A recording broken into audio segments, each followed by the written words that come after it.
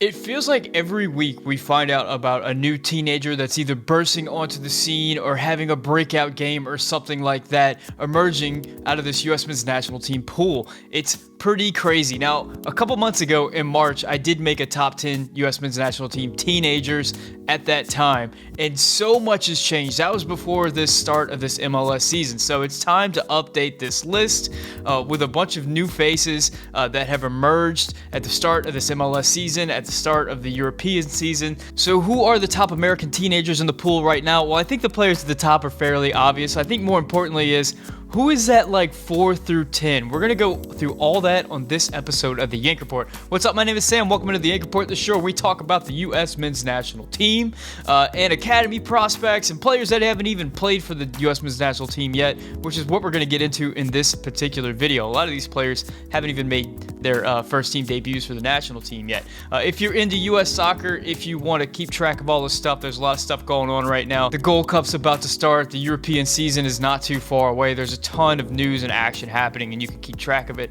all right here at the Yank Report. So hit that subscribe button if you're not already subscribed. If you want to support the channel, the best way to do so is to hit the like button. If this video hits 500 likes, the U.S. is never going to lose another dual national to Mexico. So if you want Julian Araujo and Ricardo Pepi and Cade Cowell to stay with the U.S., hit the like button. It's in your hands now. And if you want more Yank Report, whenever there's not videos going on, I am very active on Twitter, at Report Yank on Twitter. You can get all my fresh takes for everything happening in the world of soccer, because I'm always watching soccer and tweeting about soccer. It's pretty much all soccer all the time. So let's get into it. But before we do, the channel has a sponsor, guys. OneFootball is a free app that's perfect for soccer fans. If you want to find news about your favorite team and track players overseas, that's what I use it for the most. I can go in and actually type in the name of the players that I want to track, and anytime anything happens, if there's any transfer news or anything like that, I'll get push notifications right to my phone. Also, during the season, if they have games, it'll let me know when their games are. It'll let me know the stats from their games, if they scored goals, anything like that. I get it as soon as it happens.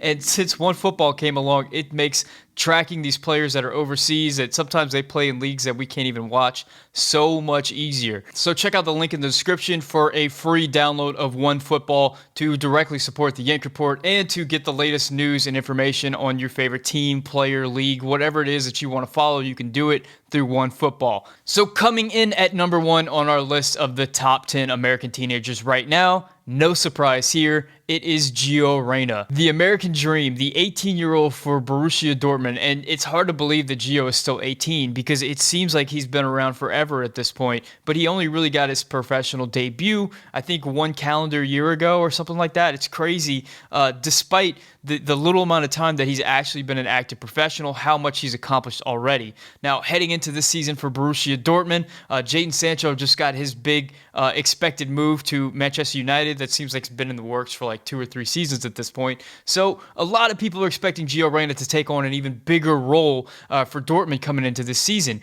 Gio is an incredible talent. Now, a lot of people say that Gio's ceiling is higher than Christian Pulisic's, and I would put myself in that category. Remember that Gio Reyna is only 18. The amount of things that he's accomplished at 18 is comparable to where Christian Pulisic was at that age. It's crazy to think that where Gio could be in only a couple years. Number 2 on our list is another guy that I'm sure nobody is surprised to see right here, Yunus Musah. Now, Yunus Musah kind of burst onto the scene for the U.S. men's national team in the friendly against Wales, and since then, a lot of us has had him penciled in as a World Cup starter ever since. Now, from that time with the game against Wales, Yunus has hit a bit of a slump. He started losing time at Valencia. His coach said that he kind of fell out of form. He hadn't been used a whole lot since then.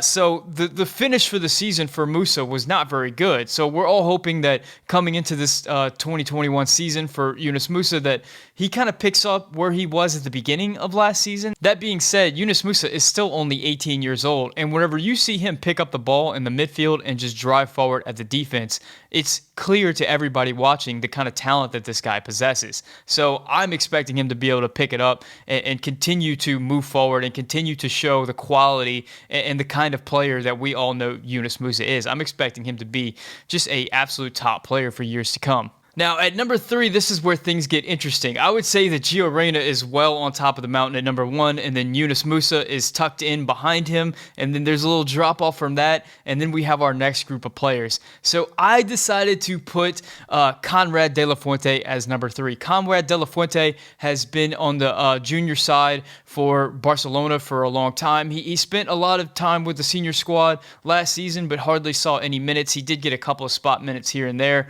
He did eventually get his move to Marseille. Coming into the French League One with Marseille, there's a lot of high expectations for Conrad. I mean, he hasn't played any games yet, so we don't know what kind of player he's going to be for the squad, but to be fair, I mean, it is really impressive for Conrad to get that kind of move to that kind of team at this age. Conrad is 19 years old as of the recording of this video, but his birthday is in mid-July. I'm recording in early July, so in a couple weeks, Conrad will no longer be eligible for a top U.S. men's national teenager, but as of right now, he does still qualify. At number 4, we have our first member of the MLS teenage contingent, and that is the teenager from MLS, the RB Leipzig man himself, Caden Clark. Now, Caden Clark only had a few appearances last season in MLS, but within those few appearances, he had some nice touches, he had some bangers of goals, and he had a lot of high expectations coming into 2021. He did get left off of the Olympic roster,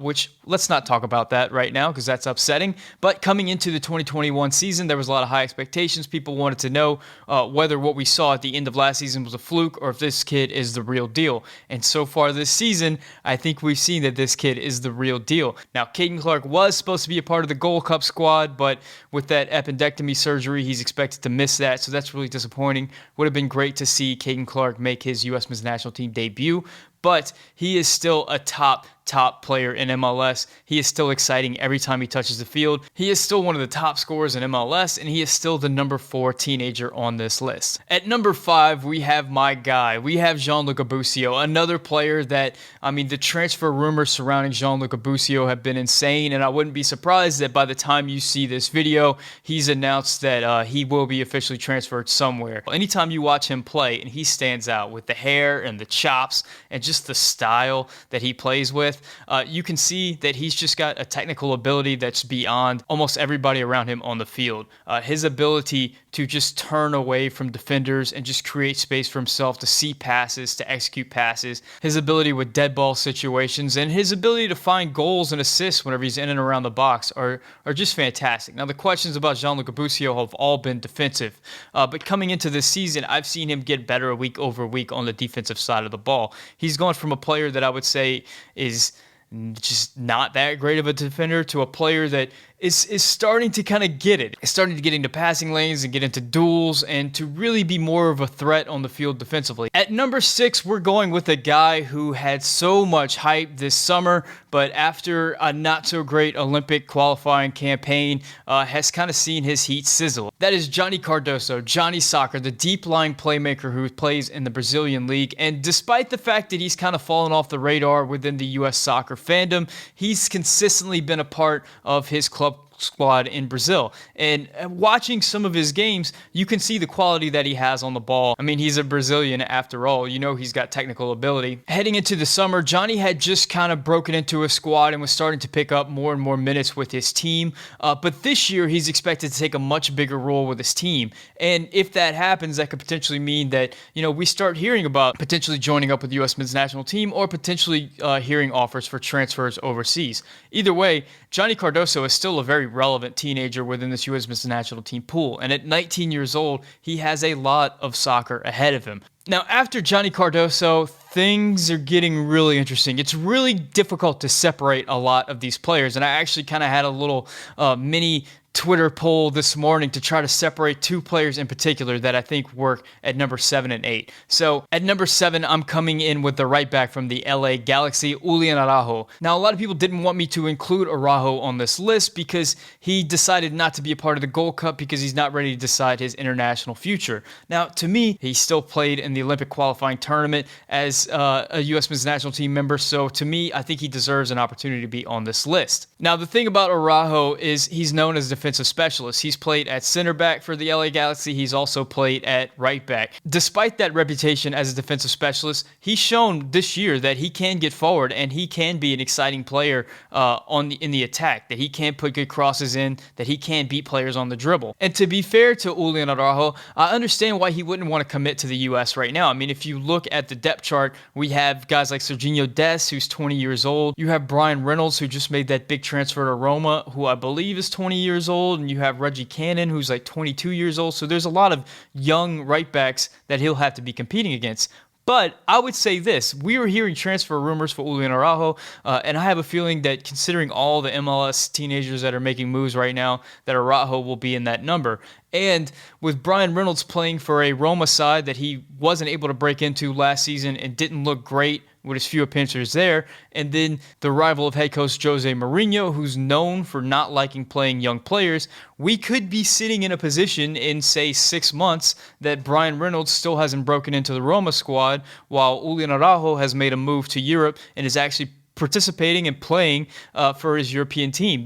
We could be 6 months from now saying Julian Araujo is ahead of Brian Reynolds. That wouldn't be something absolutely crazy. And just a little behind the scenes thing here, I don't believe in crazy things anymore for this U.S. Men's national team because we've seen so many wild things happen. Players get way better. Players come from out of nowhere that I'm fully expecting that anything is possible at this point. Now, the guy who I was going back and forth with Julian Araujo is another fullback himself. He is the left back from Atlanta United. He is George Bello. Now, George Bello is a player that has been a big promising player, a big promising prospect since I believe he was 15 years old. He signed with Atlanta United very early. Bello is another player that's getting transfer rumors right and left for his services. He could potentially be out of MLS by the end of the season. The thing about Bello is people have been waiting for him to really emerge as like a top left back prospect for a really long time. And he's getting better and better season over season, but we really haven't seen that like breakout, this is George Bello's time performance from him.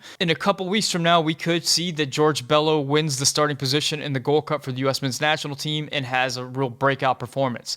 That would be fantastic for George Bello, but as of right now, I have him a little bit behind Julian Araujo, sitting cleanly at the number 8 position for our top 10 teenagers in the U.S. Men's national team pool. At number 9, I have a player that absolutely exploded onto the scene at the beginning of the MLS season, and that is 17-year-old Mexican-American Cade Cowell. Now, Cade Cowell lines up at striker for the San Jose Earthquakes, and at the beginning of the MLS season was bagging goals for fun. But it's not just scoring goals for Cade Cowell, he also assists. He can also put in a nice cross, and we've seen him make absolutely spectacular passes to create opportunities for his club. The thing about Cade Cowell, though, is he's a little bit behind some of the other prospects whenever it comes to the technical side of his game. He has incredible off-the-charts athletic ability and can really run by players, but whenever it comes to like the combination play and the close control and stuff like that, he's a little bit behind, say, like a Caden Clark or a Gianluca Busio. So he's a little bit further down this list. Don't take anything away from him. He's still a tremendously gifted player, a tremendously talented 17-year-old. And as we're seeing right now, for talented teenagers in MLS, the sky is the absolute limit. So I'm expecting big things moving forward for Cade Cowell. Now it's time to round out the list at number 10, but before we do that, let me give some honorable mentions, and there's a lot of them. I mean, Justin Shea is a player that's playing right wing back for FC Dallas right now. He is the center back prospect that Bayern Munich has been after for a long time, and you can see in his game right now that he has all the talent and ability in the world. He's at 17 years old and just has so much in front of him. Ricardo Pepi, another player for FC Dallas, just had a real breakout game for FC Dallas. I believe he's like 6 foot, but he still has wonderful technical ability, wonderful close control, just kind of an all-around striker, seemingly can do it all. So he has a bright future in front of him. Moses Nyman is a player that I'm really excited about for DC United. He is a destroyer in the midfield.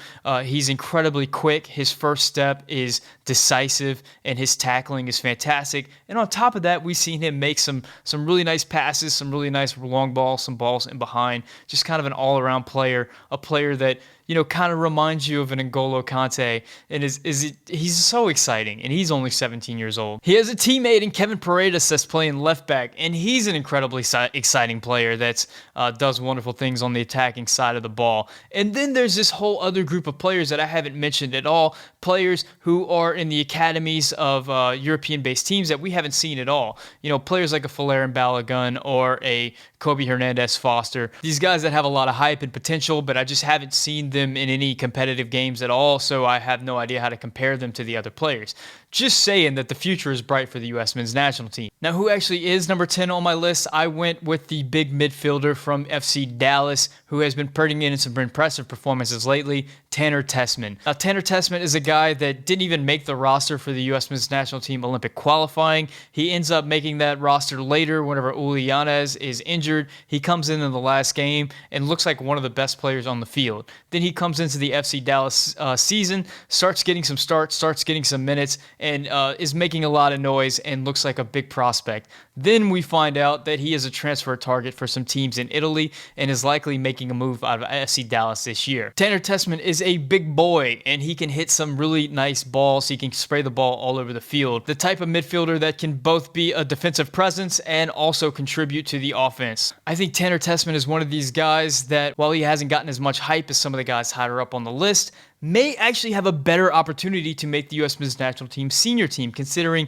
that he plays a position at midfield that is a position of need currently for the senior squad. So that's my list of the top 10 teenagers. I know you guys are going to have some comments in the comment section. I know that it's going to be a little nutty down there. So guys, let me know what you think. What did I get right? What did I get wrong? What did I miss entirely? And as always, if you speak Spanish, please leave a comment in Spanish so I can practice my Spanish. If you enjoyed this video and you're not yet subscribed, please consider hitting that subscribe button so that you can be the first to see all the new content, all the stuff that's coming. There's going to be a lot of videos coming to this page in the next few months just because of the Gold Cup and just all the stuff that's happening in the soccer world right now. If you want to support the channel, the best way to do so is to hit the like button. Thank you guys so much for watching. My name is Sam, and this is the Yank Report.